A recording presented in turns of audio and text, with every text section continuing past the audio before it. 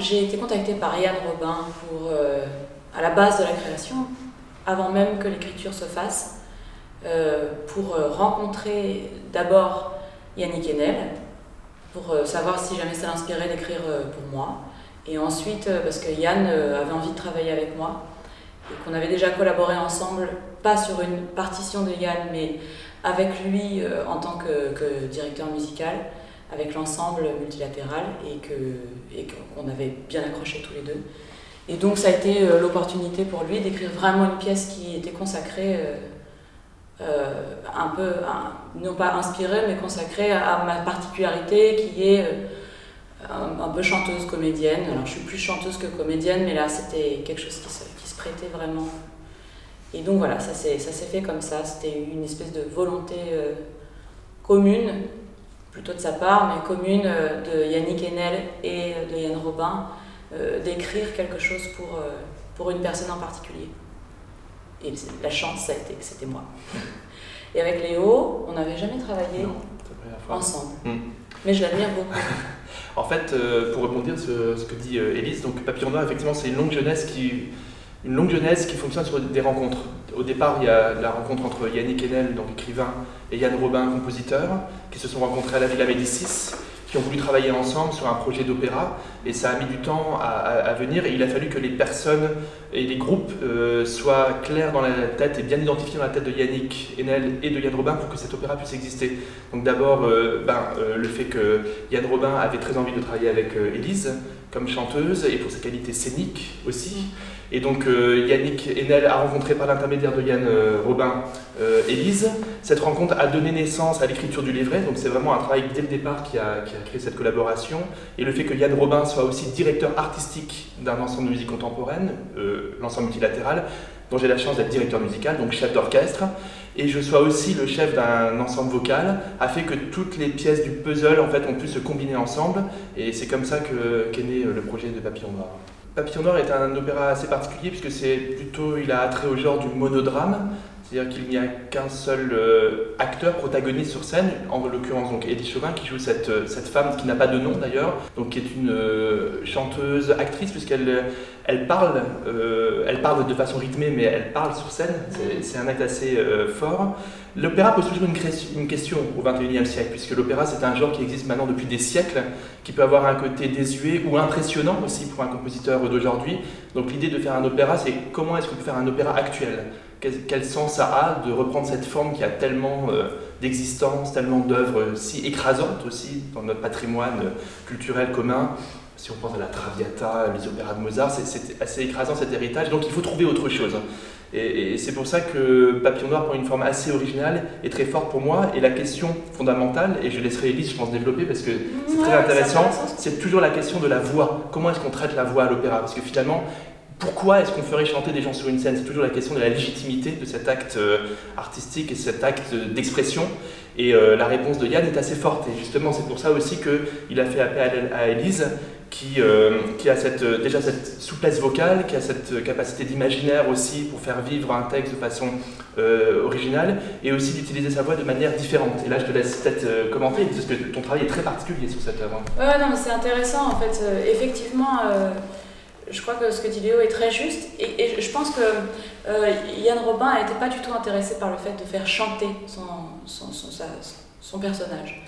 Je pense qu'il voulait aussi faire entendre la parole de Yannick Enel, qui est pour lui, et je pense que pour nous aussi, qui est une parole vraiment extrêmement émouvante et juste dans cette façon de raconter l'intime, le vraiment très profond de ce que traverse ce personnage. Et que probablement la parole chantée n'avait pas particulièrement lieu ici.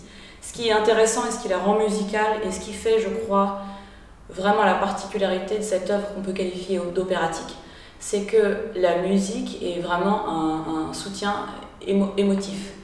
C'est vraiment non pas une traduction, non pas comme dans un film, quelque chose qui va apporter un drame à une scène, mais vraiment comme un partenaire de la création de l'émotion qui surgit du texte. Et c'est ce rapport en fait qui est très particulier dans l'opéra, où la musique est constante parce que non pas elle sous-tend l'émotion, mais qu'elle produit l'émotion, et bien en fait c'est exactement ce qui est en train de se passer là. Et la particularité que j'ai moi, c'est que ce n'est pas un texte qui est parlé avec son propre rythme, etc. C'est un texte où le rythme est imposé.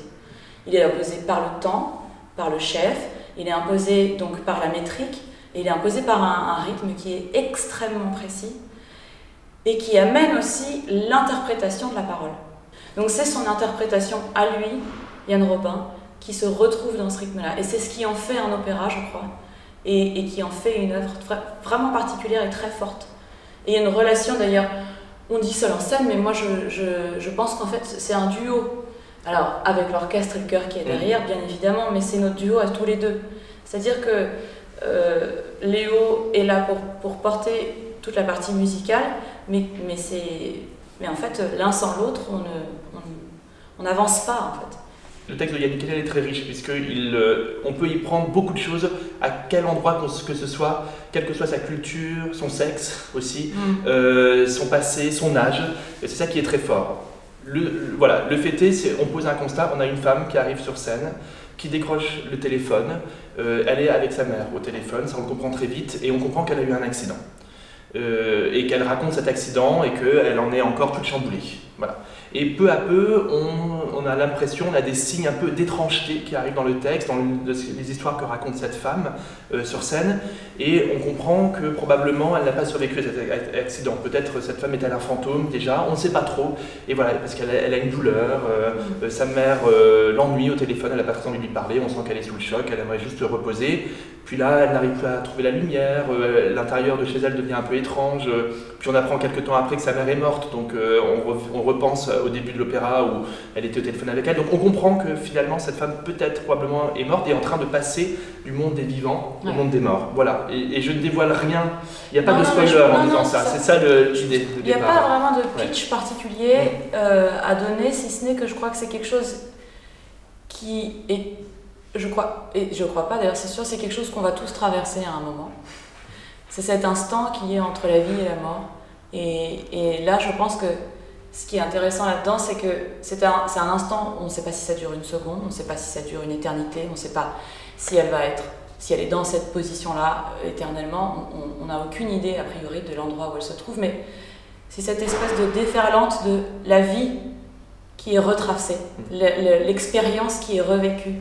Les amours qui sont ressentis. C'est un endroit, et c'est ça qui est beau, et ce que tu dis, c'est que ça touche tous les âges, et ça touche tous les sexes, et ça touche n'importe qui. C'est que c'est un endroit qu'on va tous, à un moment donné, connaître. Voilà, cette femme, en fait, raconte l'histoire de sa vie. Et dans l'histoire de cette vie, en fait, une vie contient toutes les vies. Donc c'est pour ça qu'on peut y prendre beaucoup, beaucoup de choses. Et du coup, Arthur Noziciel a rebondi sur cette proposition en gardant la solitude de cette femme à l'avant du plateau, qui finalement ne fait pas beaucoup d'action. On reste dans une sobriété. Ouais. Le texte lui-même se suffit à lui-même d'une certaine manière dans sa force. Et derrière un tulle, je suis avec l'orchestre et le chœur. Et en fait, ce qui est très intéressant dans cet opéra, c'est que le chœur n'est pas porté par un texte en français. Le texte du chœur, c'est un texte issu du bardo, du livre des morts des Tibétains. Et donc ce sont des phrases rituelles qui sont prononcées au moment où on accompagne un défunt, ou pour l'inhumation, ou pour une crémation. Donc en fait, on a la perception de ce chœur lointain, derrière ce que dit Élise et cette femme, et on a l'impression comme si c'était le monde des vivants derrière qui arrivait comme ça par à-coups, et par nappe ou harmonique, avec des longues tenues, ou alors avec des moments beaucoup plus tribaux, beaucoup plus intenses, et comme si derrière le rituel, le monde des vivants est grondé au-dessus, et qu'on était déjà nous dans le monde des morts. Enfin, c'est une interprétation que j'ai, et en tout cas c'est ce qui me semble percevoir aussi dans la mise en espace que propose Arthur Noziciel. On se rend compte que le texte et la musique sont déjà tellement puissants que ça servirait probablement à rien d'aller y ajouter des déplacements scéniques, ou alors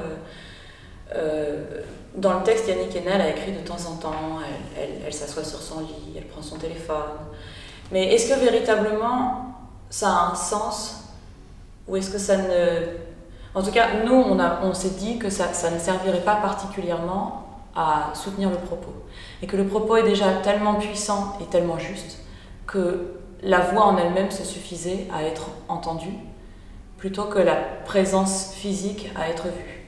Donc je suis sur scène, je suis là, mais étant donné que c'est un endroit ni ailleurs, ni ici, ni maintenant, ni avant, ni après, c'est une scène qui est, je ne veux pas trop en dire, mais qui est simplement nue, avec évidemment une présence très forte, mais qui est derrière un tulle, donc ça implique vraiment la solitude de ce personnage et qui est, je crois, qui est plus dans une intériorité que dans le fait véritablement d'être là. Je me dis qu'en fait, ce qui intéresse aussi Arthur, je pense, c'est qu'il y a une fixité devant. Donc, de Élise, il y a trois actes, 3 passages, donc 3 endroits sur scène sur lesquels elle se déplace et où elle reste de façon statique. Et derrière, la musique de Yann, c'est une musique qui est très physique. Pour l'orchestre, c'est très énergique, on sent, il y a des modes de jeu assez particuliers pour les cordes, les bois, donc c'est très visuel qu'un spectacle. Donc il y a une fixité au premier plan, et à l'arrière-plan, il y a une énergie et une action très forte, très dynamique. Et je pense que de jouer sur ce contraste-là, je pense que c'est aussi ça qui fait la force de la mise en espace. C'est la sobriété au premier plan et l'excitation et l'agitation au second plan. Et qui fait que s'il y a trop de choses qui se passent sur scène, effectivement, on anéantirait un peu cet effet-là. Alors, ce que j'ai mis dans ce titre, pour tout dire, c'est que justement, il n'évoquait rien d'une référence déjà connue. Il est très fréquent quand même que l'opéra s'empare ou d'histoires ou de personnages qu'on connaît déjà. Lorsqu'on fait un opéra sur Péléas et Mélisande, ou Tristan, Parsifal, je cite, voilà, les Noces de Figaro, on a tout de suite des références ou littéraires ou d'espèces de littérature commune. Papillon Noir, en tant que tel, laisse une marge de liberté assez grande. Bon, il y a la chanson de Gainsbourg, éventuellement, mais c'est pas non plus la plus connue. Le papillon, c'est un animal qui a une charge symbolique très très forte. Quand on le noircit, forcément, on y voit une connotation plus noire, donc plus liée à la mort ou quelque chose de plus sombre. Mais voilà, je pense qu'il y a très clairement une volonté de Yannick de laisser immédiatement, de ne pas donner justement la clé dès le départ de cet opéra. Moi, je vais voir un opéra sur Papillon Noir, je me dis, bon, je ne vais pas forcément voir un papillon noir voler sur scène. Ça va probablement avoir attrait à quelque chose d'introspectif, une âme qui s'élève, je ne sais pas. Mais en tout cas, voilà. Donc ce titre m'a plu par son vague poétique et tout l'imaginaire qu'il pouvait convoquer. Alors à vrai dire, pour être très franche, je ne me suis jamais posé la question. Mais la seule chose que je pourrais probablement dire, c'est que le papillon est éphémère. Voilà. Que le papillon a une vie extrêmement courte, qui sort d'un cocon, donc c'est quand même la création il passe d'un état à un autre. Et il se met en cocon pour sortir, et je crois que ça a une vie d'une journée, une journée et demie, quoi. Donc c'est ce côté très éphémère qui, moi, me parle là-dedans. Mais effectivement, je trouve ça très juste quand tu dis le vague poétique. Ouais, ça me parle bien, ça. C'est bien.